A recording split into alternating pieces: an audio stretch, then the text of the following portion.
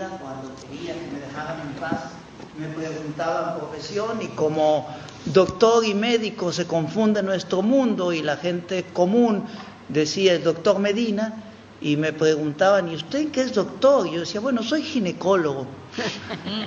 Cuando se descubría la superchería decía, claro, tengo 10 años leyendo sobre mujeres. El final de eso fue escritura de varias novelas, entre ellas Feminus, una novela donde hay 144 personajes femeninos, de esos 136 son de la historia y 8 son inventados, y todas las demás novelas que me voy dando cuenta que el personaje que narra es una mujer, y que además en los títulos, mi primera novela se llama Tola. Tola es un apócope de un hombre femenino, es el nombre familiar de un hombre femenino, y luego Tapatía es el nombre de la que nace en Guadalajara, es el gentilicio del que nace en Guadalajara. Amor, cuídame de ti, pues también está hablando de una mujer, y me doy cuenta que siempre La musa fea es otro título mío, es otra vez una mujer. Contaba hace un momento que en Buenos Aires el secretario del Pen Club me decía, oye, para lo que tú escribes, ¿tienes alguna amigas que te lean para que luego te corrijan la voz femenina? Yo no necesito que nadie me corrija la voz femenina, si la tengo hasta en el teléfono, así que déjeme en paz. La mujer que escribe en mí soy yo. Porque no me canso de repetir que yo crecí en el harem, yo no crecí en la caserna. Mi infancia no es de soldaditos de plomo, mi infancia es de bombachas y perfumes y manicure y jugar a las muñecas y aprender a tejer, a coser de crochet, de 2 agujas, porque soy de una familia llena de mujeres, más ese inesperado escándalo extraño que fui yo. Quizá por eso no nací con todas las letras en su lugar, porque era algo extraño en mi familia que naciera un hombre, a tal punto que todas mis tías y todo el círculo familiar hasta hoy en día me dicen mi hija. Pues es que no saben decir mi hijo, porque no hay nadie en mi generación que sea hijo, y mis hermanas todas tienen hijas, y bueno, sigue la tradición familiar. Valga pues como introducción para decir, por favor no me tomen en serio, agradezco tanta gentileza, tanta solemnidad, pero no, por favor, yo agradecería con mucho el doctorado honoris causa, a condición que fuera el doctorado honoris causa. Me gustaría mucho, porque además, ahora que lo digo, recuerdo, tengo un título que tengo que poner en mi casa porque nadie me cree y está en el mejor sitio. Fui Woman of the Year en 1995 por Estados Unidos. De verdad, me declararon Mujer del Año por su destacada aportación al mundo de la cultura, ¿no? Eso en Estados Unidos. En Francia me dicen Madame Dante, porque Dante pues le suena a nombre de mujer, ¿no? Salvo por la literatura, el Dante, aquel que usaba mi nombre en la Edad Media. Y es verdad que piensan que soy una señora, porque Dante, y como digo en el teléfono y también en el micrófono, tengo voz de señora. Y luego, por si fuera poco, el imperio, es decir, los Estados Unidos, que fingen de ser tan escrupulosos con la identidad de sus visitantes y todo lo demás, yo tengo una visa norteamericana, que además es una visa súper especial porque fui invitado por el gobierno norteamericano, no fui de turista, sino a dar una serie de conferencias en 1989 por 7 universidades norteamericanas, pagado por el gobierno norteamericano. Entonces me dieron una visa así como muy de amigos, ¿no? Esa visa tiene la F donde dice sex. O sea, entré a Estados Unidos durante 10 años como mujer, con esta barba, este bigote, nunca tuve el menor problema, y como nadie me lo cree, también la tengo enmarcada. No sé si estando en casa las llevé a mirarlo, porque es una visita obligada en mi casa, así me lo tienen que creer. Esto no es una falsificación, tengo el original. Así que bueno, partiendo de esto ya se pueden ustedes burlar de mí lo que sea, y rompamos con la solemnidad. Otra cosa que eso sí nunca hago, y ahora estoy también ante ese dilema de tanto que han trabajado los que están aquí y ustedes para venir a esta sala Salvador Allende, ni más ni menos, ¿no? Que yo nunca hablo sin escribir. cada vez que me presento ante el público, bueno, llevo un texto con el tema. Todo es culpa de Terlines y estoy aquí, perdonarán ustedes los fallos, son parte de la improvisación. Es porque no me quería decir qué iba a hacer, simplemente me decía, tú ven, estamos entre amigos y vos sentás y bueno, ya está, con eso. Así que, como decimos en México, estoy a sus órdenes y si hablan mucho mejor, así me evitan a mí tener que dar respuestas y cuando no lo sepa, que hay dos personas que pueden responder por mí. Bueno, nosotros con Diego coincidimos en hacer un diálogo abierto, ¿sí? Donde quería, no sé, la intención era que lo conozcan, o sea, generalmente cuando alguien es muy conocido en un lugar, sí viene a dar una conferencia sobre determinado estilo o tema, ¿sí? Necesario. Los libros de Dante en Argentina no están porque nuestra legislación no tiene convenios con editoriales extranjeras y no es la primera vez, sino también nos pasó con Gonzalo Rojas, ¿sí? La misma Yvonne Bordelois, que también estuvo en nuestra fundación, quería conseguir algunos libros acá. Ella salió de la Sorbona y quería conseguir algunos libros acá y tampoco los conseguía, porque nuestra legislación no hace tratos con las editoriales. Entonces no es que sea una persona desconocida, sino que su trabajo no está conocido. Entonces me pareció que al hacer un diálogo abierto, él podía hablar, interactuar con ustedes, ¿sí? Sobre sus obras. Sus obras ya vieron, ya se trajeron, las trajo. Tuvimos la gentileza de la Casa del Neuquén, que la envió a través de la honorable legislatura para que llegaran en tiempo y forma, porque los aviones permiten 23 kilos y él traía un poquito más, que en los vuelos internos no se puede hacer. Entonces el gobierno de la provincia trabajó de esa manera y hoy tenemos sus libros aquí. Así que esa era la idea. Ya la conocen, yo le dije, mis amigos son sus amigos, o como ellos dicen en México, mi casa es tu casa.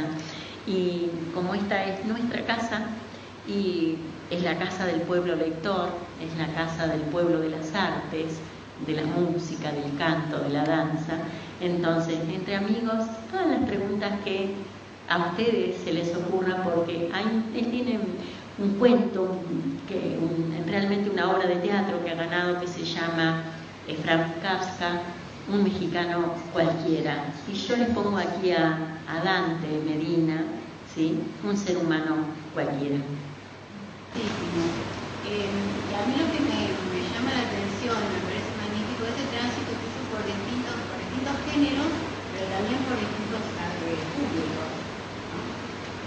¿Eso es habitual? ¿Hay una escritura para niños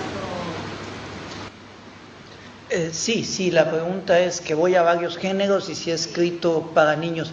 Tengo un libro para jóvenes entre 7 y 14 años que apareció en bilingüe, en inglés y español, y apareció en bilingüe porque se trata de una jovencita, casi niña mexicana, que encuentra a un amiguito en Estados Unidos.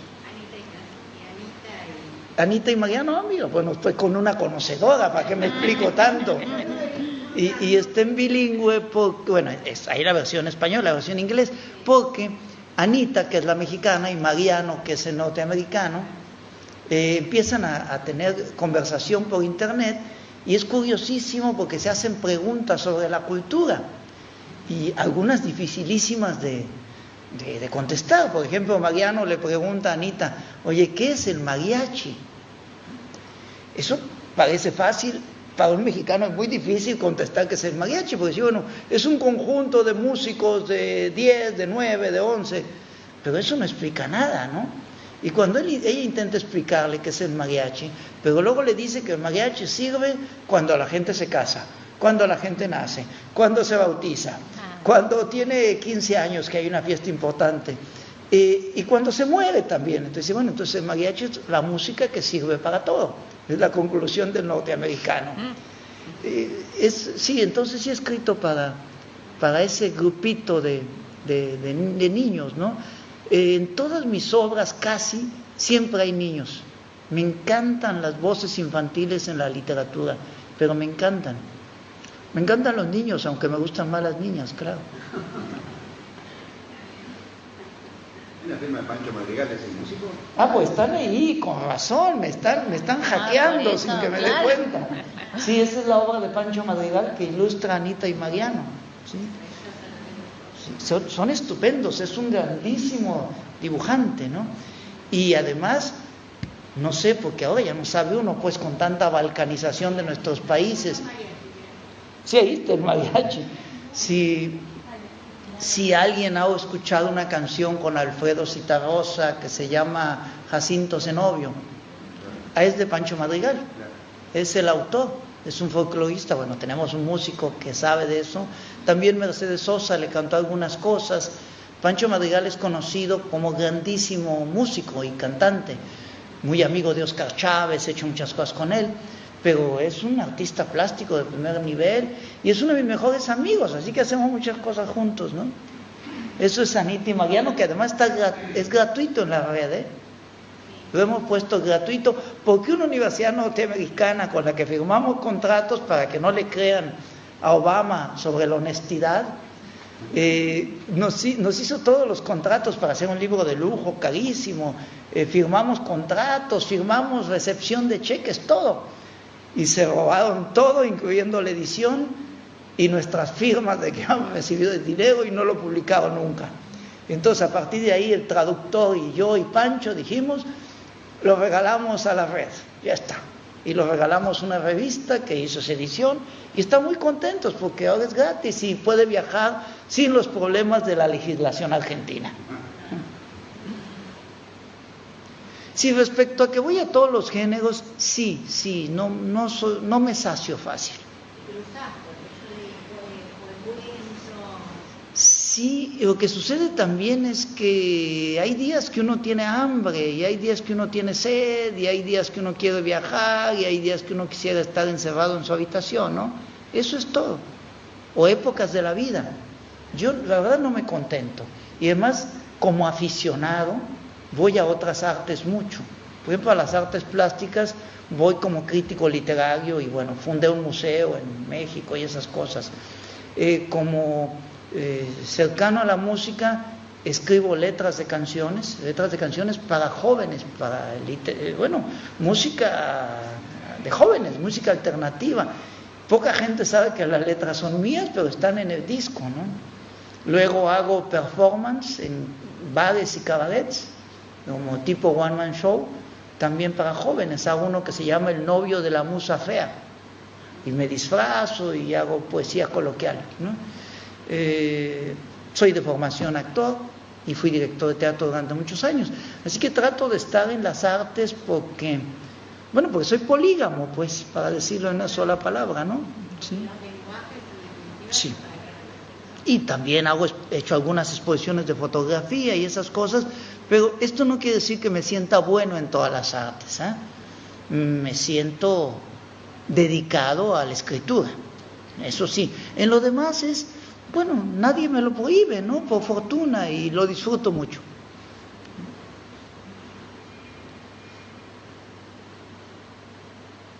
Es maravilloso este trago porque uno no siente pecado, no siente vicio porque huele a medicina. Es maravilloso, ¿no? Y ya me han garantizado que viviré un año más. Sí, a mí me gustaría preguntarle, es compleja por ahí la pregunta, dado que aborda prácticamente todos los géneros literarios, el mundo de la imagen. ¿Cómo es el proceso de escritura del texto? La respuesta más sencilla es: escribo muy rápido, pero jamás deprisa. Esa es una divisa que tengo por siempre, porque efectivamente, cuando se mira la cantidad de libros que he publicado, a mí se me hacen muchos, hay otros que han hecho mucho más que yo, es evidente, ¿no? Pero para dar una idea actual, este año publicaré 10 libros, 2 de cuento, 2 de poesía, 2 novelas, 2 de ensayo y 1 de crónica, y algo más que se me va, pero son 10 este año entre México, Rumania y España.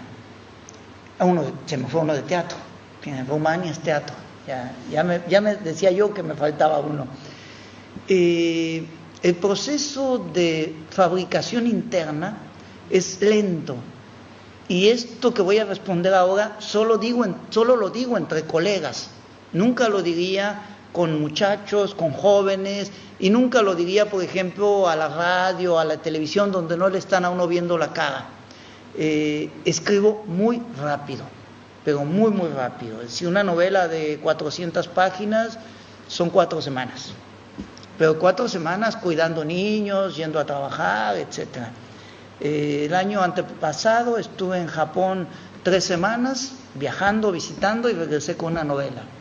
Ahora llevo una semana en Argentina y tengo 34 capítulos. Escribo muy rápido, punto.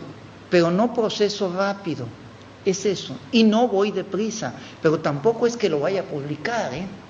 Normalmente lo que estoy publicando ahora lo he dejado descansar mínimo 5 años. Yo no publico nada que acabe de escribir.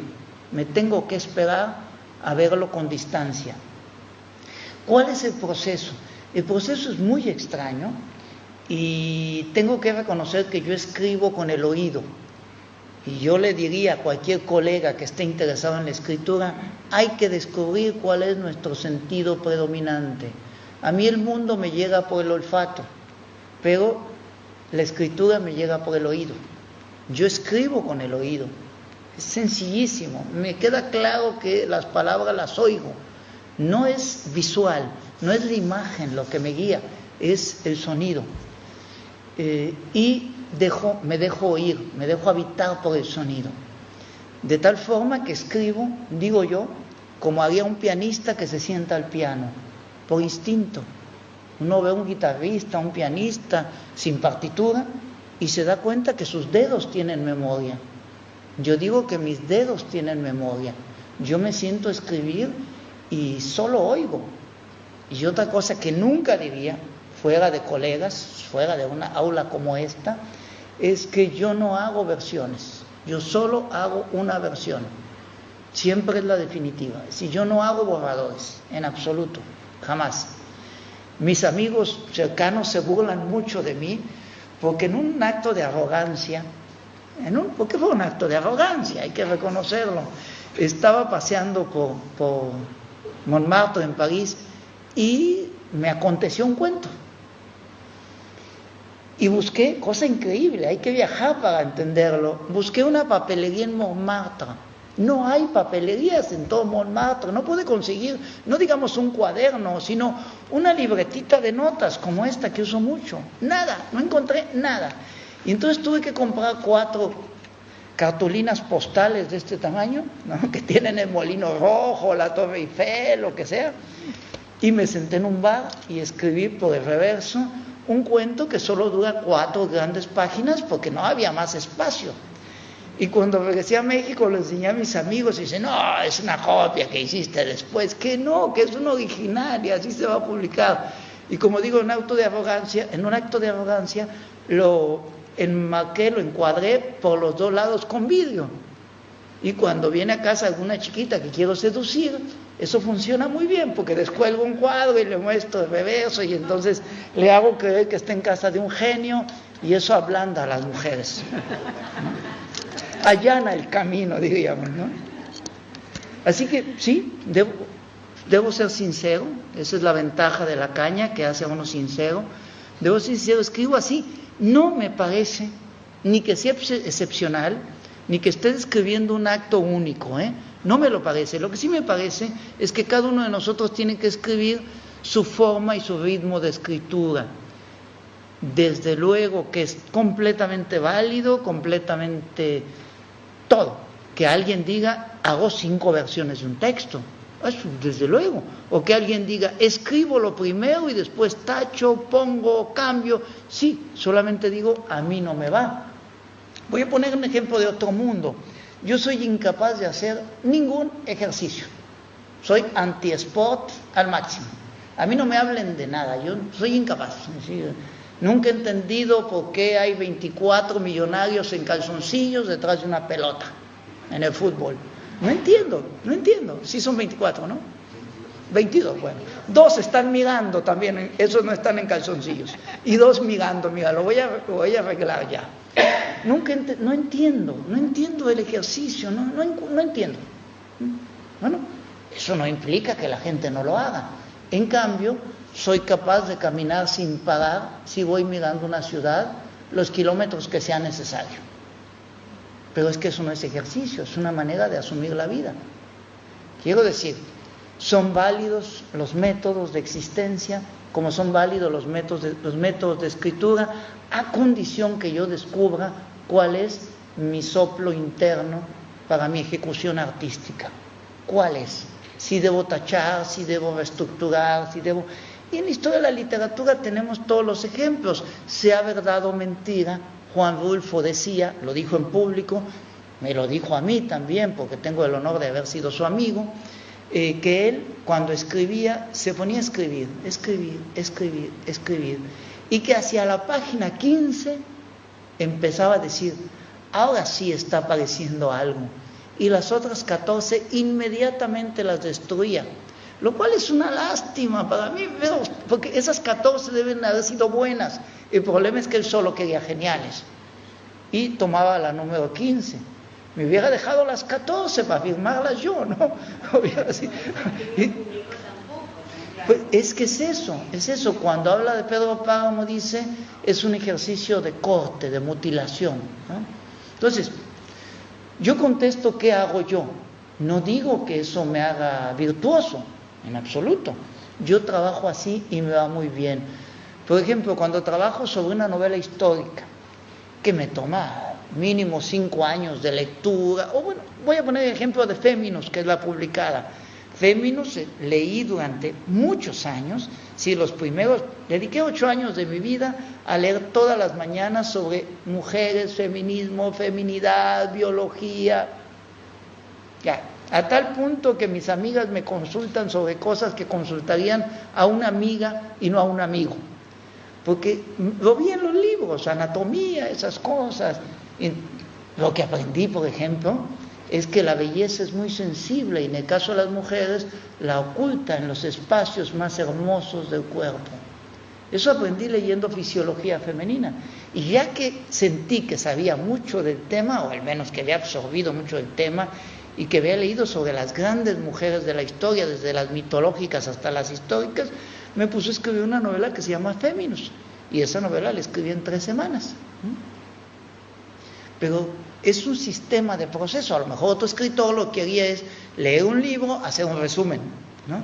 Y probablemente escribir un capítulo o esbozar un esquema, ¿no?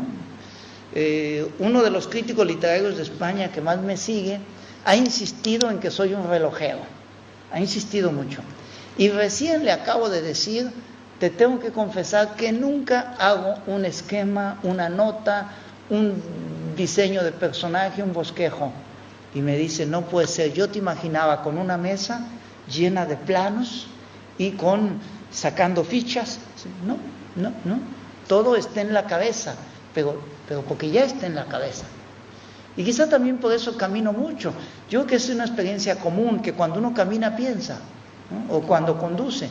Yo voy ordenando cuando voy caminando, ¿no? Poco, muy lejanamente, muy modestamente, lo que hacía Borges, ¿no? Acomodar, ¿no? Y me viene muy bien, que es otra cosa que creo que todo el mundo debe descubrir. ¿Qué le viene bien? Me viene muy bien, pero muy bien, y a veces diría es casi indispensable tener un árbol a mi izquierda y un trago de alcohol, pero muy bien. No sé por qué me viene bien, y necesito un trago de alcohol. Sí, en mi caso, supongo que se podría generalizar, creo que no se debe escribir alcoholizado. Yo estoy bebiendo y escribiendo, y en cuanto siento que van a aparecer elefantes rosas, dejo de escribir. Sí. No, de verdad, porque uno se hace imaginaciones que no funcionan, al día siguiente hay que tirarlo, ¿no? En fin, perdonen, voy a ser más breve porque creo que me estoy extendiendo, ¿no? Una duda que me queda de lo que acaba de decir. que no corrige, y si es así, si yo entendí eso, que no corrige, ¿por qué ese lapso de 5 años hasta que publica? La respuesta es sí, no corrijo, en absoluto. Jamás he cambiado un capítulo de lugar, jamás le he cambiado el nombre a un personaje, jamás he cambiado un título de un capítulo interior, jamás. Mi postura es que si no funciona, no funciona, punto. No se puede arreglar. Sí. Hay cosas en la vida que no se pueden arreglar. Si una mujer no lo ama a uno, no hay nada que hacer. Simplemente, bueno, mirar para otro lado. Esperar ese tiempo, en el caso de la literatura, es porque si uno espera ese tiempo, lo puede leer sin el cariño inmediato, cercano y pegado del autor, sino lo lee como lector. Y lo lee, al menos yo, con muchísimo miedo, diciendo, ¿dónde me voy a equivocar? ¿Dónde voy a meter la pata? ¿Dónde dije una idiotez? Si eso me pasa muchas veces, digo, este libro no se puede publicar, punto. Y ya está, y no se publica. Ya saldrá uno bueno. Este no funcionó, estaba entusiasmado, me creí muy bueno, yo estaba equivocado, punto. Y ya no lo leo. Sí, lo que corrijo es cuando el libro ya me llegan las pruebas del editorial, evidentemente falta una S, diría mejor una coma aquí, pero nada más. No recuerdo haber cambiado en un texto de una editorial ni siquiera 3 palabras, ¿no? No. Eso tiene un sentido, es decir, semióticamente, moverle algo a un texto es mover toda la relojería. Y da mucho miedo. Da mucho miedo porque uno dice, mira, esta palabra suena mal, vamos a cambiar un poco por un sinónimo, a ver si suena mejor. Pero luego resulta que ese sonido me regresa después. Y a mí eso me da mucho miedo. Entonces prefiero no jugar a la bomba con la relojería.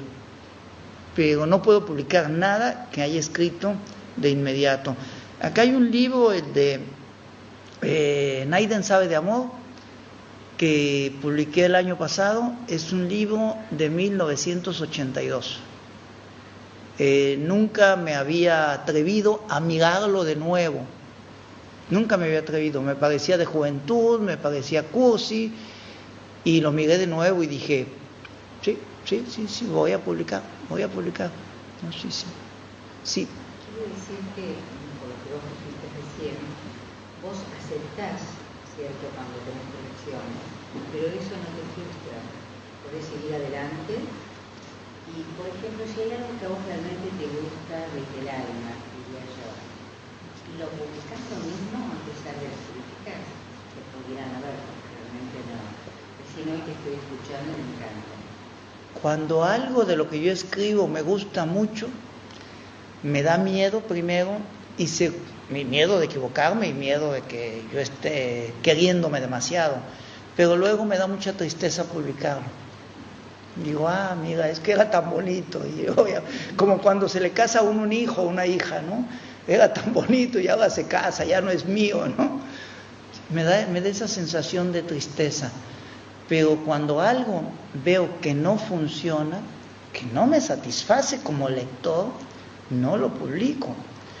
Porque tengo bien claro que uno escribe el libro que desea leer y no ha encontrado. Si uno escribe el libro que puede encontrar en librería, está perdiendo el tiempo o no debe ser escritor. Uno tiene que escribir el libro que desea.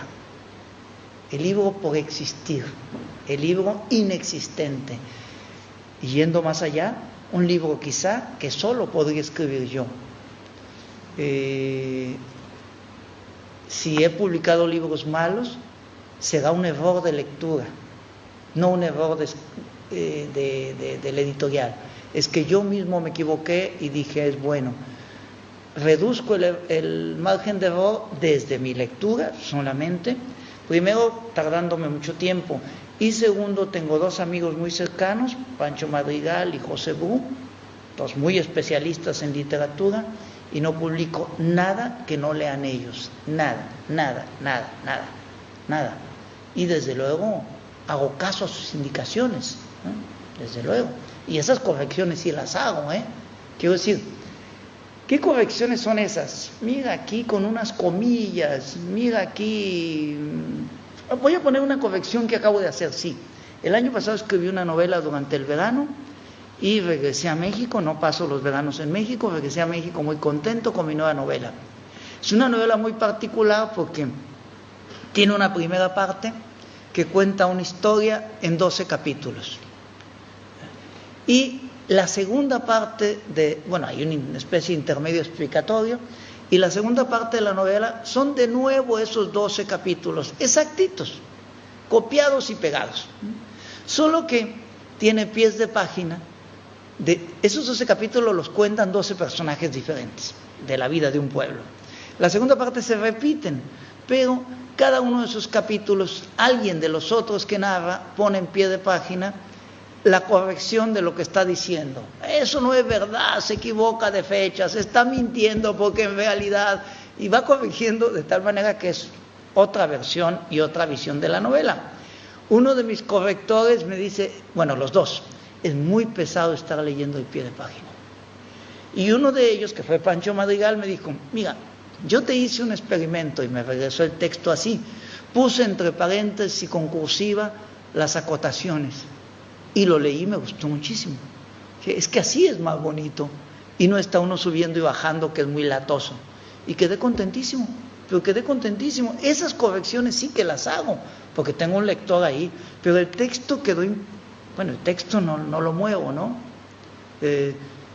Ya me he peleado con algún agente literario diciendo eso que en Estados Unidos llaman editing, que me parece la cosa más espantosa que hay, cuando dije, pero es que ni una coma, o sea, nada, porque quiero que los errores sean míos, ¿no?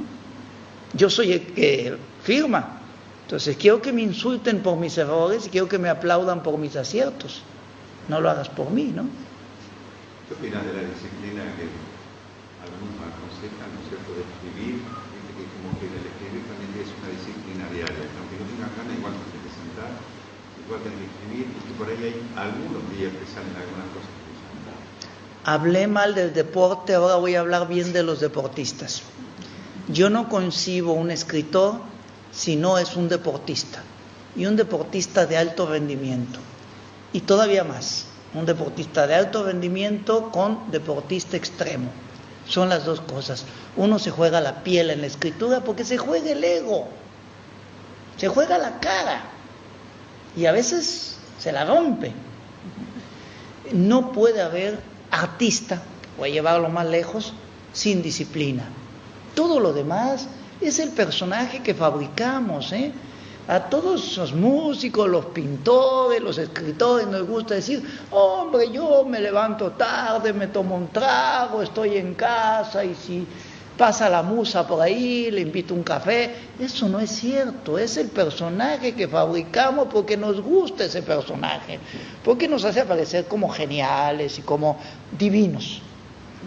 Esa parte diva que tenemos los artistas a la que aspiramos, hijos de Dios y de hembra humana, sería nuestro ideal, ¿no? No hay escritor, no hay artista sin disciplina y disciplina profunda.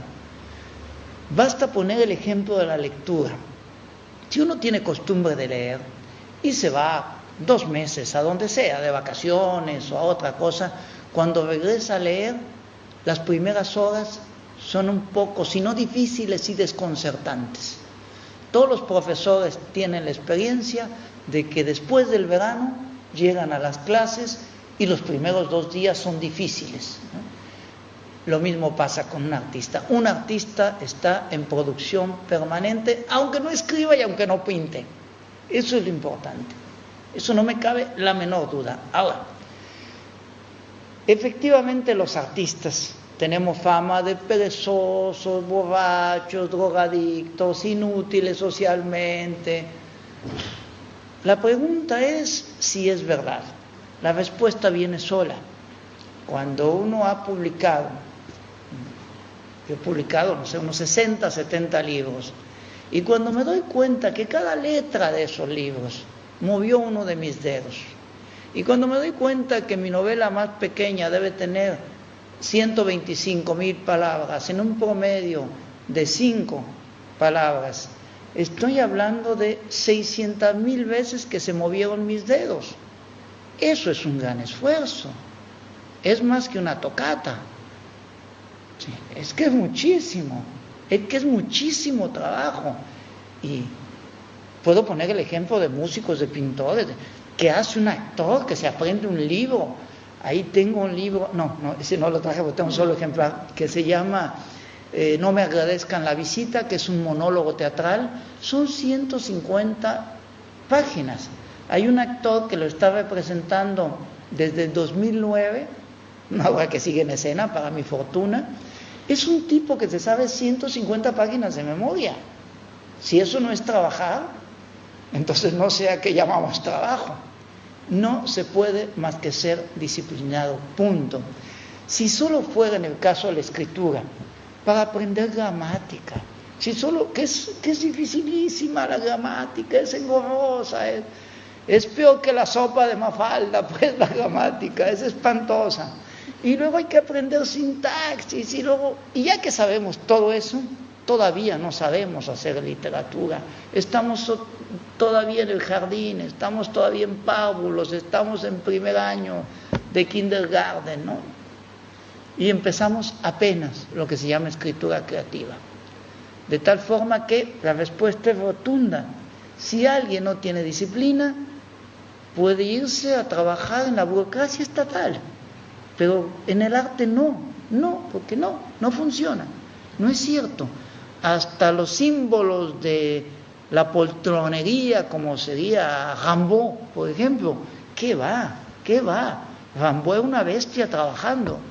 Que dejó de trabajar es otra cosa, pero por eso produjo eso, porque era una bestia trabajando. Y los grandes de la literatura, aun cuando escriban poco, como en el caso de Rulfo, la precisión del trabajo no es un asunto de volumen nada más, ¿eh? Algunos necesitamos el volumen, otros hacen 2 obritas y, bueno, el caso de Borges, su obra no es voluminosa en absoluto. Si la comparamos con Víctor Hugo, por ejemplo, ¿no? O con Balzac, no es nada. 100% la respuesta es: no hay camino. Si alguien no es disciplinado, no pierda su tiempo en el arte. Va a perder el tiempo inútilmente, aun si aspira a escribir un solo buen poema. Y no, yo soy además, mis amigos dicen que soy muy alemán, que lo mío es la disciplina. A mí me dictaminaron inepto para la poesía cuando tenía 14 años. Así, tal cual, perdí un concurso y me dijeron que era inepto para la poesía. Y sin embargo, por mi tesonería me dieron una mención honorífica. Bueno, es mejor que nada. Y entonces me puse a aprender métrica y todo lo demás. Y ahora lo guardo como un tesoro. Escribí 1200 poemas en todas las métricas de la lengua castellana, que no vale nada, ni serán publicados nunca. No los quemo porque son míos, y cuando me quiero burlar de mí mismo los voy y los miro, ¿no? Me divierto mucho. Están a cabo sobre la página 900, eso me tomó unos 10 años, sobre la página 900 dije: qué bueno soy en métrica. Y algún día me di el gusto de ir con los jaraneros, los que improvisan versos en heptasílabos, para improvisar con ellos. Amigo, venga a saber, etcétera, ¿no? Ese tipo de cosas. Y es que si no, y bueno, estoy considerado en las listas uno de los 100 poetas mexicanos, que es algo para un país de 120 millones de habitantes, ¿no? Pero cuando vos escribís lo sentís todos los días, porque aquí, en eso que a mí me extraña cuando dice uno tiene que ser disciplinado para ejercitarse, pero para escribir un libro ahí ya tenés tiempo. Esa es otra etapa. Creo que cuando uno está en la etapa de aprendizaje, lo mismo que en las demás artes, si uno tiene que tocar la guitarra todos los días, o se echa a perder los dedos, tiene uno que dibujar todos los días, o sea, no cabe duda, eso seguro, pero eso es entrenamiento, lo que en la literatura nos falta. En literatura pensamos que todo lo que es escritura va a la imprenta, hay que tener cuidado, no, eso se llama entrenamiento. para entrenarse como disciplina, sí hay que escribir a diario y mucho, pero no solo es el entrenamiento de la escritura, es el entrenamiento de la lectura, es el entrenamiento de la observación, del pensamiento, de los sentidos. Si uno cree que debe comer zanahorias por la mañana para ser escritor, hay que comer zanahorias. Es decir, lo que uno piense que debe hacer, eso está clarísimo. Y luego, la escritura tiene que ser voluntaria por una necesidad. Se parece más a las ganas de estornudar, de reír y de llorar que a las ganas de ir a dar un paseo. Es inevitable, no se puede evitar. Y eso sí es escritura. Por eso hace rato dije, me aconteció un poema, ¿no? Me aconteció un cuento. Es que es un acontecimiento que llega a la vida y es como una sensación. Aquí me viene a recuerdo, y así es como se hace la literatura con recuerdos, un recuerdo de Cortázar. Tengo 3 recuerdos, bueno, tengo muchos, pero voy a contar 3 recuerdos. No, basta uno, voy a contar un recuerdo de Cortázar. Yo trabajaba para una radio alternativa, diríamos hoy en día, se llamaban radios libres en Francia, cuando la radiofonía, finales de los años 70, empezó a ser libre porque Francia era un estado que controlaba la cultura de manera filantrópica, digamos, de tal forma que no había radios comerciales, pero tampoco había radios independientes.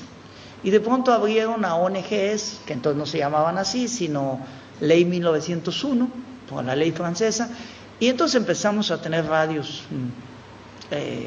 comunales, llamémosle así.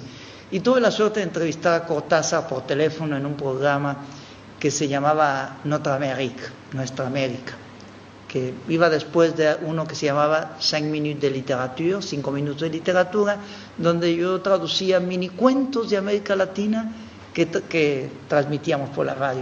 Y Cortázar dijo una cosa que debe estar en algún sitio de sus libros, maravillosa.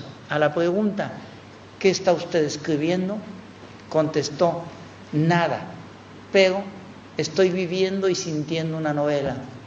Sé que a mis lectores no les basta, pero por el momento a mí sí.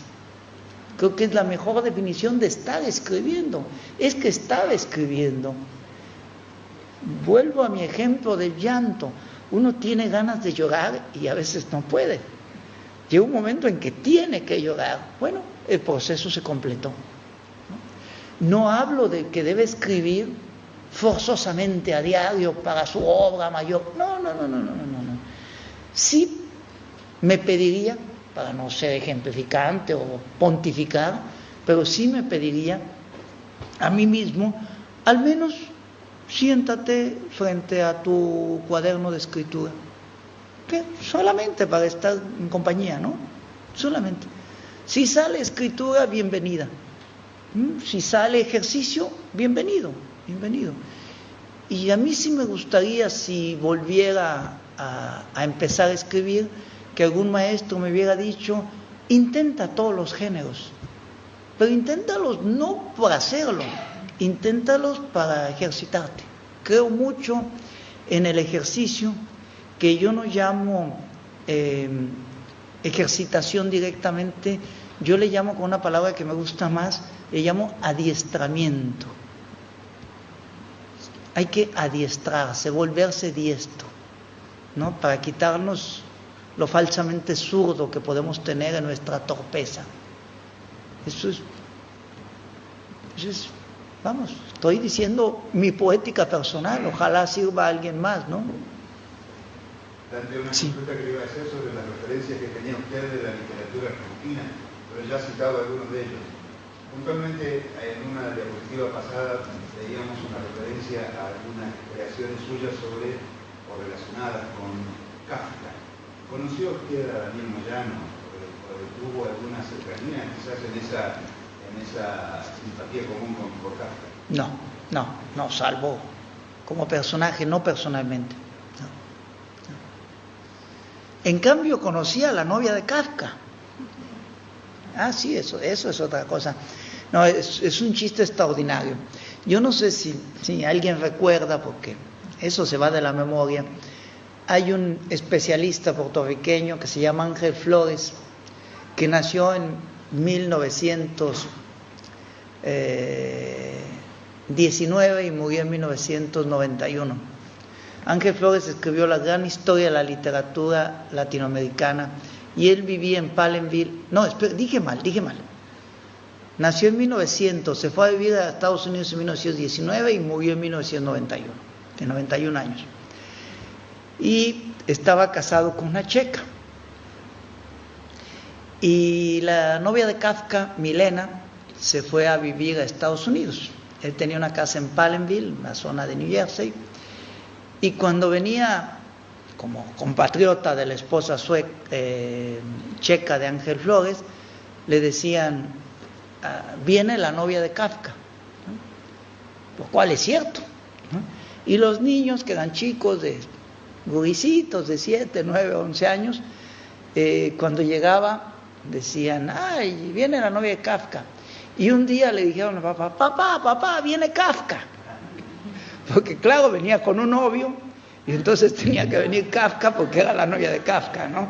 Entonces, hacíamos mucho la broma de los niños, que son de mi edad los niños, que decían, es que yo conocí a Kafka cuando era niño, venía a casa, ¿no? Pero bueno, mi cariño por Kafka es el cariño de todos los latinoamericanos. Pero ese libro mío de Kafka, un mexicano cualquiera, tiene que ver con que decimos que si Kafka hubiera nacido en México, sería un escritor costumbrista, porque México es un país extremadamente kafkiano. Muchos de ustedes habrán estado en México y es un país de no creerlo, ¿no? Es un país donde somos capaces de decir, modelo, la cerveza de barril embotellada, ¿no? O algo tan absurdo como materialistas, prohibido estacionarse en lo absoluto. Esos son letreros que vemos en México, quiere decir camiones que transportan material de ninguna manera se estacionen, ¿no? Pero lo de materialistas, prohibido estacionarse en lo absoluto, es un letrero que uno ve por México todavía, ¿no? Es increíble. O algo que se solicitan meseras, no, se solicitan empleados, ambos sexos. A mí eso me asombra mucho. ¿Cómo ambos sexos? ¿Hermafroditas? ¿No? Y eso el mexicano que sabe decir sí pero no, nos asombra mucho. Es un país absolutamente kafkiano, pero por eso bueno, el cuento de Kafka es kafkiano, ¿no? Un poco como todos los países de América Latina, alguien quiere hacer un trámite y el trámite es tan complicado que parece que lo inventó Kafka en el proceso, ¿no? A Kafka le hubiera gustado México, se hubiera sentido cómodo, ¿no? Prometo responder más breve, perdónenme si me extiendo, pero es que esto algo tiene, me hace hablar. Es la ruda. Hace un ratito, estando con Denise y con Diego, él hace alusión de ser muy amigo de Juan Gelman. Ustedes saben que Juan Gelman es uno de los personajes que fue más querido en Argentina, porque además vivió un proceso que vivió la Argentina históricamente. Gelman es una parte nuestra muy desde el afecto y desde la circunstancia también. Entonces me gustaría preguntarte, ¿no? Desde Gelman, desde su escritura, cómo se han propiciado los espacios entre Gelman, ¿sí?, y la tuya. Como persona y como poeta lo considero un maestro. Tengo la suerte además, y por eso presumo de su amistad, de tener casi su bibliografía completa, que me fue regalando de libros que había llevado de diferentes países, incluida Argentina, y de que le quedaba 1 o 2 ejemplares y me los regalaba. Cuando la gente viene a mi casa y que son amantes de la poesía, digo, mira, acá tenés prácticamente a todo Gelman, el gran poema a su madre, en edición de amigos, en cartonera, con un papel de chin hermosísimo, dedicado. Lo tengo, una edición única que debe ser inconseguible en cualquier lugar del mundo. Y sobre todo, charlar con Juan era interesantísimo, porque los poetas en el pedestal son poco interesantes, ¿no? Aquí que no hay mexicanos que me oigan, diré el nombre de Octavio Paz. Son poco interesantes. Es más interesante un poeta como Jaime Sabines, que nunca fue al pedestal y que también era mi amigo, o Juan Gelman, que creo que en el fondo de su corazón sabía que era un gran poeta, pero no se consideraba un gran poeta. Creo que Gelman, y por eso era un gran poeta, sentía que era un gran ser humano. Eso está clarísimo. Y podía sufrir en público, bueno, poco conmigo, quiero decir, cuando algo no le iba bien. Eso me parece que es una prueba de grandísimo ser humano.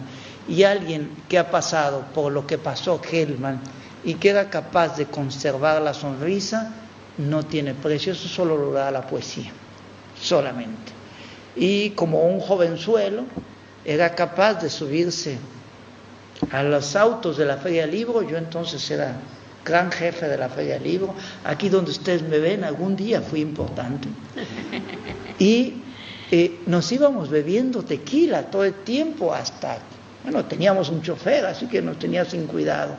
Y hablábamos de cosas absolutamente impresionantes. Una de ellas, maravillosa, nunca, no digo en otros espacios conmigo, nunca, la palabra argentina fue tristeza, nunca. Eso sí, fue clarísimo. Y parte de los amores idílicos por Argentina era la palabra de Gelman. Y la palabra de Gelman sobre Argentina la resumo en paisaje. El horror de Argentina, el horror personal de Argentina, lo dejaba para los manifiestos, las manifestaciones, los artículos, la lucha personal y todo eso. En su memoria era el paraíso perdido. Eso a mí me impresionaba mucho porque su palabra florecía, como decimos en náhuatl, ¿no? Era palabra de Tlatoani Xochitl, palabra que florece de la voz cuando hablaba de Argentina. Y vuelvo a eso, su poema a la madre es que es algo no solamente extraordinario, sino que considérese lo difícil que es hacer un gran poema a la madre. Vaya que ese es un tema difícil. Yo publiqué un libro que se llama Padre y Madre, donde antologo poetas argentinos, poetas mexicanos, españoles, toda Latinoamérica solo en español, y un irlandés, donde aparece una buena parte de ese poema de Juan que me permitió reproducir. Y otro de los recuerdos bonitos es que justamente María de los Ángeles Pérez de la Universidad de Salamanca, que ahora dirige el departamento, Pérez López, que ahora dirige el departamento de literatura hispanoamericana, publicó un libro, y hizo su doctorado sobre Juan Gelman, publicó un libro de artículos sobre Juan Gelman, y yo escribí para ese libro una cosa que me gustó muchísimo, una entrevista a Juan Gelman, pero es una entrevista de preguntas sin pedirle que las responda.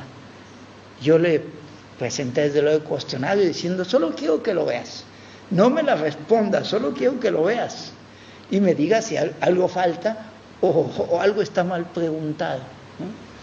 Pero son preguntas a Gelman que no contesta, ¿no? Y es un retrato de mi lectura de la poesía de Gelman, ¿no? Una desgracia que se haya callado su voz para la literatura y la poesía hispanoamericana. Debo decir que en México se le tenía el altísimo reconocimiento, tanto que le dimos el premio Juan Rulfo de literatura hispanoamericana, que se da en mi ciudad y que además yo fundé, dicho sea de paso. Bien, no sé si se dieron cuenta ustedes de la hora que es, así que dejamos espacio para 3 preguntas más, el que las quiera hacer. Y Carolina, me parece importante también decir que el entusiasmo que pueda generar esta charla va a continuar en las actividades que vienen, las podríamos anunciar. Sí, cómo no. Bueno, el doctor Dante Medina va a estar mañana primero vamos a ir a hacer reconocer al Chocón, porque lo hemos bajado del avión y lo hemos traído casi por aquí a recorrer un poquito la ciudad. Entonces mañana lo vamos a llevar a Chocón. Va a ir un grupo de amigos, el que quiera sumarse puede hacerlo. Vamos a comer en la casa de campo que está frente a la estación de servicio, después de la entrada. Primero está la entrada, después está la estación de servicio yendo hacia allí, y en esa casa de campo vamos a almorzar ahí con un grupo de amigos. Ya digo, es libre, él va a estar solamente hasta el miércoles, así que disfrútenlo. Y a la vuelta, a las 6 de la tarde, va a estar en el Museo Nacional de Bellas Artes, ¿sí? Y a las 8 de la noche va a estar en el Centro de Escritores César Chipoletti. El lunes se lo pedí para Vista Alegre porque allí el intendente quiere recibirlo, agasajarlo. Hay un grupo de chicos que son de acción poética, que pintan paredones y todo eso. Entonces él va a estar también, ya accedió a estar con ellos pintando o acompañándolos. Y luego tenemos una cena de familia. A mediodía vamos a llevarlo, nos va a acompañar a las bodegas Schroeder, ¿sí? Que se come muy bien, y para que vea también las bodegas y bueno. Ya me van conociendo. Y el día martes es su último día aquí en Neuquén. A las 19 horas va a estar en la honorable legislatura. Va a ser recibido por el vicegobernador y bueno, las autoridades provinciales. Y no sé si dije que había sido, sí, creo que sí, ciudadano ilustro en dos partes. La Casa de las Leyes es en la avenida Las Puagas, ¿sí? Sí, se entra por las dos partes, porque antes se entraba solamente por un lado, ahora se entra por las dos partes. Y va a estar ahí también con un panel. Sí, ya lo van a ir conociendo un poquito más. No sé cómo se va a defender, pero va a estar Santiago Benito Belmonte, va a estar Mirta San Gregorio como parte del panel y Marita Molpese. Y también vamos a estar proyectando algo de Irma Acuña. Ustedes saben que Irma Acuña fue exiliada en México y hay puntos de conexión con la visita de Dante. Entonces va a estar ahí también. Y luego, bueno, el miércoles en la mañana tempranito sale para el enclave de San Martín de los Andes, previo a ver el Vía Cristi, y después termina en Bariloche el día jueves. Estamos esperando que caiga una noticia para tener un día más y poder que pueda visitar el bosque de los Arrayanes, que nos ha faltado un poco de tiempo, pero bueno, estamos haciendo lo imposible para que pueda quedarse un momentito más. Y termina ahí su breve y corta estadía entre nosotros. Yo le agradezco, pero infinitamente, ya digo, este espacio, la presencia de ustedes, en recibir y compartir esta amistad, que de eso se trata. Él estaba muy asustado, dice, ¿yo qué voy a decir? Y yo, no, y era entre amigos, compartir amigos, así como él compartió sus amigos en México, también compartir esta amistad es muy linda. Así que, bueno, quedan 3 preguntas para hacer. No sé si alguien más quiere preguntar. Pueden preguntar por sus obras, pueden preguntar tantas cosas. El tema de mañana, El tema de mañana, ¿cuál va a ser? El mañana domingo, la actividad en la institución o la salida al Chocón. en el museo. En el museo es a las 6 de la tarde, a las 18 horas. Mañana domingo. Ah, claro. Sí. Mañana domingo. El tema. También va a recibir 2 visitas de teatro. Yo creo que se va a ocupar, que el Museo Nacional de Bellas Artes se ocupó más de invitar a gente de teatro para hablar de dramaturgia, de obras y bueno, eso creo que es. Y Y después, ya saben que el lunes queda Vista Alegre, pero mañana mismo a las 20 va a estar en el Centro Regional de Escritores. Ahí también lo espera un grupo de chicos que son sus fans, ya se han declarado fans de Dante Medina, han leído sus obras, están esperándolo también para compartir diálogo. Y después, bueno, lo más protocolar es el recibimiento del vicegobernador en la Casa de las Leyes, ¿verdad? Eso sería su gran travesía por aquí. Antes le cuento, los compañeros de la prensa universitaria, previo a vale contar también a los compañeros esta historia, ¿no? Cuando Etelvina nos acerca a la Gacetilla para difundir la información de su gira, pedían contactarse directamente con usted para hacerle algunas preguntas. Y ellos me muestran el cuestionario de preguntas que habían diseñado. Y las preguntas iban apuntadas quizás a alguna referencia periodística del México de estos tiempos, ¿no? Y no sé si le habrán llegado, porque fueron conexiones por No. El Chapo Guzmán, el narcotráfico, los 43 de Ayotzinapa, el zapatismo. Como los compañeros no están acá, me gustaría de este modo trasladarle esta inquietud de su reflexión al respecto de ese México tan convulsionado que se ve desde Argentina en estos asuntos que son bien duros. Sí, no me llegaron esas preguntas, pero las hubiera contestado como las contesto ahora. El fenómeno es trágicamente sencillo. El Estado ha sido rebasado por la delincuencia, porque los métodos de la delincuencia son superiores a la burocracia del Estado.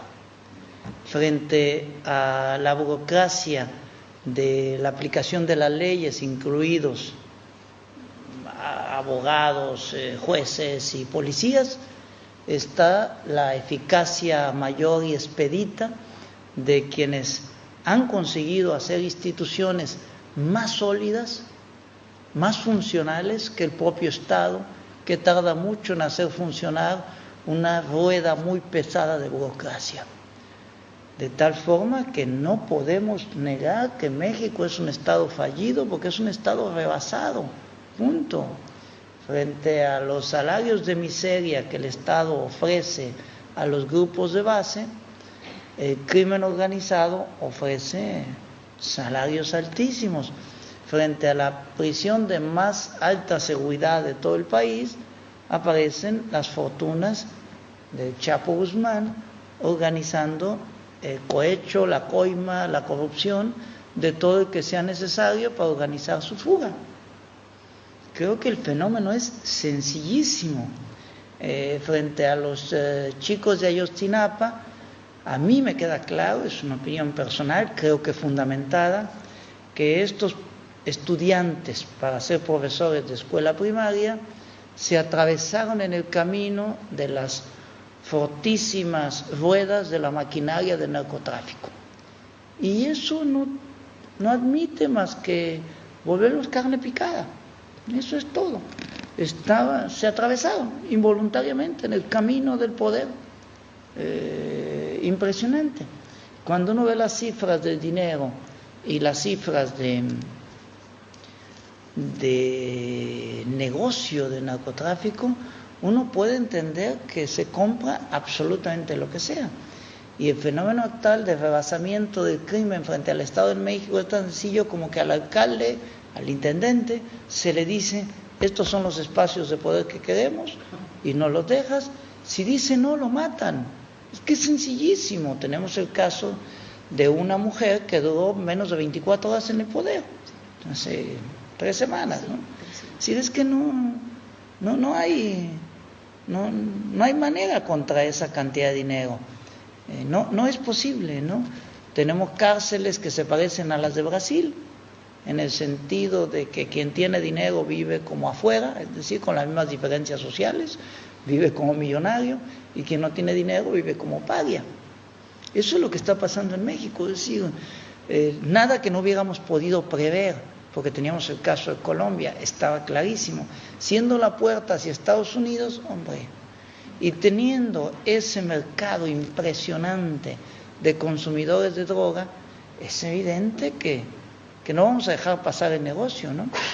Es evidente, y es evidente que en un país donde el empleo falta y los chicos están sin salidas económicas, pero desde luego que lo toman de inmediato, Yo veo la explicación muy sencilla, la solución es la que parece difícil. Desde luego que yo hablaría de la legalización, eso está claro, que es el gran debate en México, si legalizamos o no legalizamos. Bueno, yo a mis alumnos que son jóvenes todos les digo, yo soy un drogadicto en potencia, no me drogo porque no sé qué me venden, yo bebo caña y whisky porque hay una botella que dice lo que hay dentro y porque ha pagado impuestos, entonces hay cierta garantía de lo que estoy bebiendo. En cambio la droga es sin impuestos y no se sabe qué está uno consumiendo. Y algo más todavía, la marihuana es una planta que crece contra su voluntad, diría yo, es que crece Yo crecí, bueno, en mi pueblo somos mi pueblo no es el mayor productor de marihuana, pero es la mejor marihuana del planeta. Ah, sí. La llamamos de Golden Gilotlán. Mi pueblo se llama Gilotlán. Golden creo que es náhuatl. Es la mejor marihuana del planeta, no cabe duda. En el momento en que se legalice, eso no vale nada, es pasto. Vale más el choclo, vale más el trigo. La papa, es que no vale nada. Una vez que se legalice no vale nada porque crece en cualquier sitio. En mi infancia había marihuana por todas partes, porque crece con sol, crece sin sol, crece transgénica. Ahora hemos generado una marihuana que no se detectan los helicópteros porque plantamos cítricos y mangos y esta marihuana crece por el piso reptando y parece como si fuera pasto desde el helicóptero, ¿no? Es decir, crece de cualquier manera, crece adentro de una casa con sacarlo un poco a la luz, crece con una lámpara. Entonces el día que se legalice va a ser simplemente hierba. En mi pueblo vale $10 el kilo de marihuana. En Estados Unidos vale $2.500, ¿no? Entonces, ese es el problema de fondo de un país, ¿no? Y el problema de fondo de un país es que si no hay consumidores no hay productores. Y en Estados Unidos ya van ¿cuántos? 4 o 6 estados que la legalizan. Y nosotros, bueno, hay una compañía de mexicanos absolutamente increíbles que empezaron vendiendo droga, creo que es en Colorado, empezaron vendiendo droga en las calles y ahora son grandes empresarios porque la legalizaron y la distribuyen a domicilio y son de mi pueblo, ¿no? Entonces, bueno, creo haber resumido. Te cuento que cuando me consultaron los compañeros, yo les decía, es un hombre de letras, es un literato, no vamos a importunar con unas preguntas, no, me equivoqué. Bueno, es el otro mito que hay que destruir frente al drogadicto, borracho, inútil. Un escritor y un artista cualquiera debe ser una persona muy informada, muy interesada, muy inserta en el mundo. El Palacio de Cristal y la Torre de Marfil, eso es para las noches, pero tenemos que vivir de día también, y sería irresponsable que un escritor que además tiene la palabra no fuese un escritor absolutamente informado. Y además yo soy un escritor raro, así como escribo de todos los, muchos géneros, tengo cosas raras, pues ya dije, sé tejer, sé cocinar, etcétera. Tomé un curso de poricultura y el año pasado gané el primer lugar en el Congreso Internacional de Finanzas y Contaduría Pública con una ponencia sobre el uso del dinero. Entonces me meto un poco en todo. Yo no puedo estar fuera del mundo, punto. No puedo. Así que esos temas me vienen bien. Bueno, y me he dedicado a la filología, por lo tanto hay que saber de los temas. Es decir, y si somos lectores sabemos todo, claro, la lectura da todo. ¿Perdón? Libra, claro. Sí, ¿no se nota? Es desequilibrio total. Sí, no. Pues eso es. Perdone. Una pregunta qué edad comenzaste a escribir? ¿no? ¿Desde qué edad empezaste a escribir? Creo que muchos de nosotros, incluso los que hay en esta sala, empezamos a escribir sin saber que empezamos a escribir. Mi recuerdo mayor es cuando de pequeño reunía a las niñas que me rodeaban, porque como en casa solo había niñas, entonces las visitas eran niñas, ¿no? Era mayoría.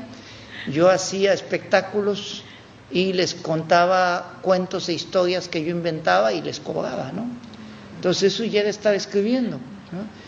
Y quizá el primer texto que conservo escrito debe ser sobre los 9, 10 años de edad aproximadamente.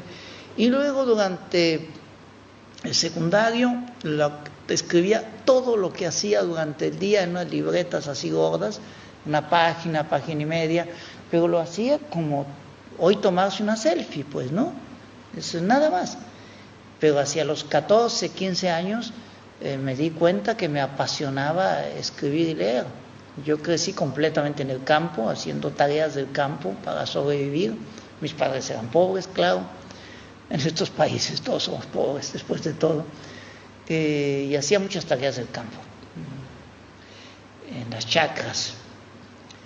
Y cuando un día me pagaron el trabajo de prácticamente todo el verano, la malicia del capitalismo, la acumulaban todo el verano y nos pagaban al final, se me ocurrió, los 2 primeros gastos fue regalarle un anillo a mi madre y comprar 2 libros. Los 2 libros al que tiene acceso a la información en un pueblo arrumbado, ¿no? Un pueblo de 1000 habitantes todavía hoy en día. Entonces compré las aventuras de Tom Sawyer y el Quijote, ¿no?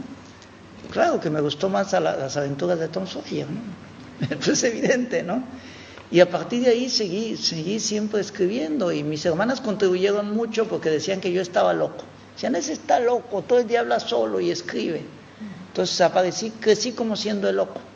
Y luego tuve la suerte de tener una madre que no se escandalizó después del hijo de muchas generaciones, la chiripa de la historia familiar. No se escandalizó cuando le dije que no quería ser ni médico ni abogado, sino estudiar letras. Y me dijo, pues está bien, ¿no? Eso es un parteaguas en mi vida estupendo, porque hoy en día todavía recibimos alumnos que traen esa carga con los padres que dicen, bien, perdonen, no quiero extenderme, pero voy a extenderme, paradójicamente voy a extenderme brevemente.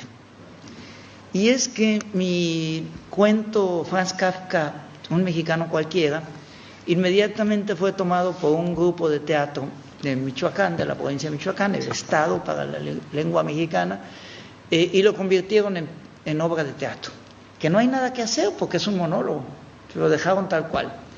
Y cuando estaba terminado el montaje me invitaron a ver, pues son unos chicos muy talentosos, y yo les dije, el montaje de esta obra está regalado para ustedes, mientras el director y la actriz, que es una actriz y no un actor el que lo hace, es regalado. Mientras ustedes dos sean el equipo, los derechos son suyos.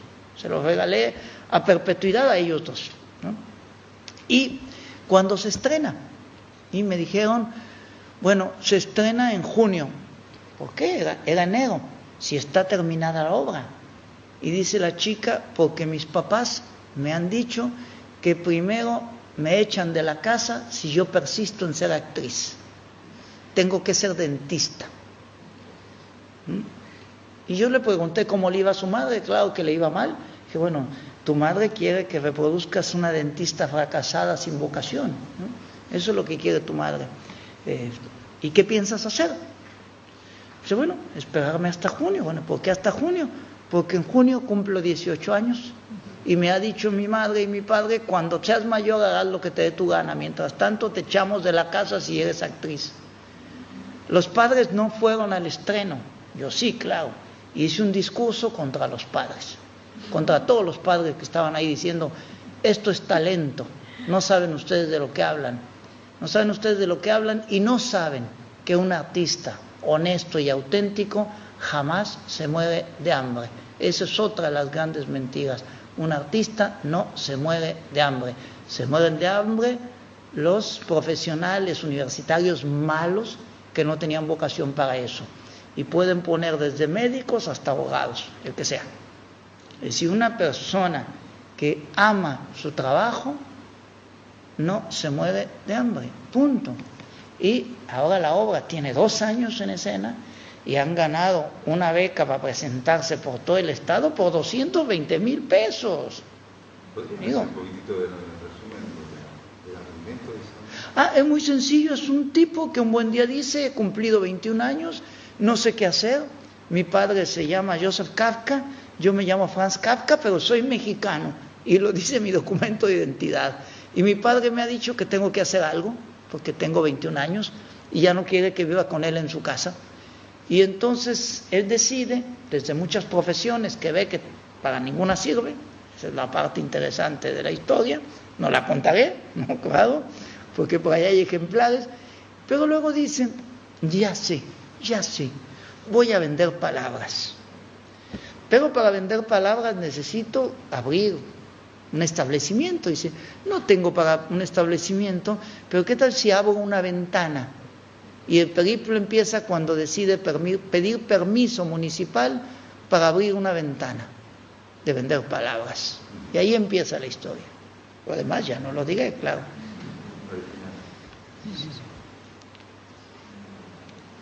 Espero haber respondido, ¿no? La vocación es el llamado, es todo, ¿no? Es todo. Creo que a mí me ha ido mejor que a todas mis hermanas, y yo era el inútil de la familia, el que escribía versos, ¿no? ¿Alguno más escribía así en tu casa? No, soy de una familia con padre y madre casi, con segundo de primario, una cosa así, ¿no? Nada de estudios, nada, en un pueblo donde... Mire, es tan divertido que si usted busca en internet Jilotlán de los Dolores, Jalisco, que es mi pueblo, es genial porque es un esquema para todos los municipios de México y dice: hombres ilustres, en plural, hombres ilustres, Dante Medina. Me da mucho gusto. Si hubiera nacido en Buenos Aires, voy a la final de la lista, ¿no? Así que estoy muy feliz de ser el único hombre ilustre de mi pueblo, ¿no? Estoy muy contento de eso. ¿Perdón? No, esa explicación también hay 2 versiones de por qué hablo así. Hay 2 versiones, una para el público que aplaude y otra para los colegas, ¿no? Desde luego aquí voy a dar la versión de los colegas. La del público que aplaude es siempre la mentira que se me ocurre en ese momento, ¿no? Para los colegas es que yo siempre he hablado así, desde que nací. Dios no les dio alas a los alacranes, decimos en México. Yo siempre nací imposibilitado de fonemas. ¿Vos sos Medina o eso es un apellido? No, mi nombre es absolutamente auténtico, por eso digo que de Dante Alighieri es un apócope, no se llamaba Dante, yo sí me llamo Dante. Y me llamo Dante Medina de verdad, o sea, no es un nombre artístico, ¿no? Siempre he hablado así, ignoro por qué. He hecho todo tipo he hecho teatro, he hecho todo tipo de ejercicios teatrales, no es un problema fisiológico, probablemente sea un problema neurológico, pero ya eso me da un poco de pereza. Sí, pero no, nada de inexplicable.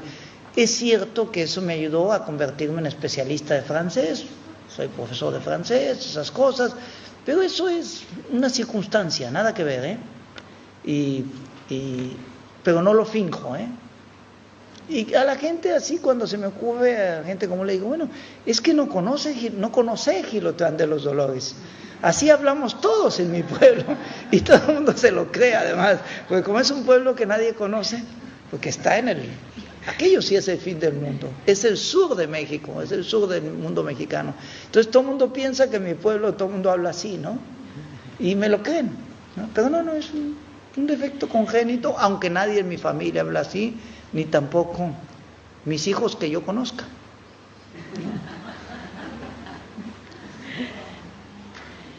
Un aplauso.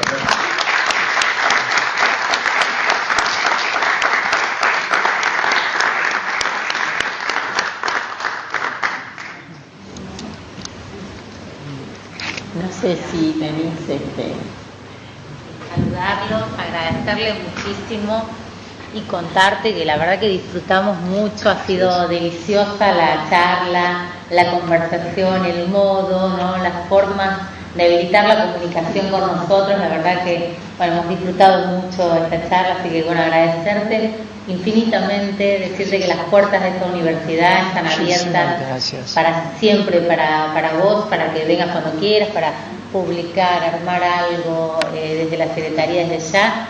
A Eterlin, profundamente agradecidos por esta generosidad y a todos los que vinieron acá. Sí, exacto, para potenciar el honoris causa que lleva su tiempo en el superior, digamos, como la ventana en el relato que recién nos traías.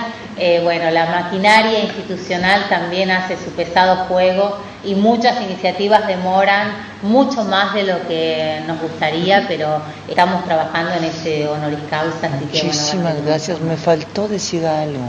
Contanos. Me faltó decir que soy supersticioso como todo artista, supongo, o deberíamos ser supersticiosos. Yo estoy convencido que Argentina me trajo una enorme suerte. Pasé años coqueteando con la Argentina. Me invitaban, no podía, no cambiaba, cancelaban. Yo alguna vez cancelé con los billetes de avión y ahora me di cuenta que me traía suerte y tenía que madurar esta relación humana, porque la mayor mujer que ha dado mi país es Sor Juana Inés de la Cruz. Y no quiero decir la mayor de América, pero sí diré la mayor de América de la colonia, al menos en las letras, ¿no? Porque fue una grande, ¿no? Y la admiramos mucho y no es mexicana, es latinoamericana. Y me vengo a Buenos Aires con la mejor buena fe, pensando que todo está bien en México y que dejé todo en orden. Y en Buenos Aires me alcanza la noticia que me dieron el Premio Internacional de Novela Sor Juana Inés de la Cruz, que es algo a lo que yo jamás hubiera aspirado, ¿no? Y se lo atribuyo a la buena suerte que me trae la Argentina. Muchísimas gracias.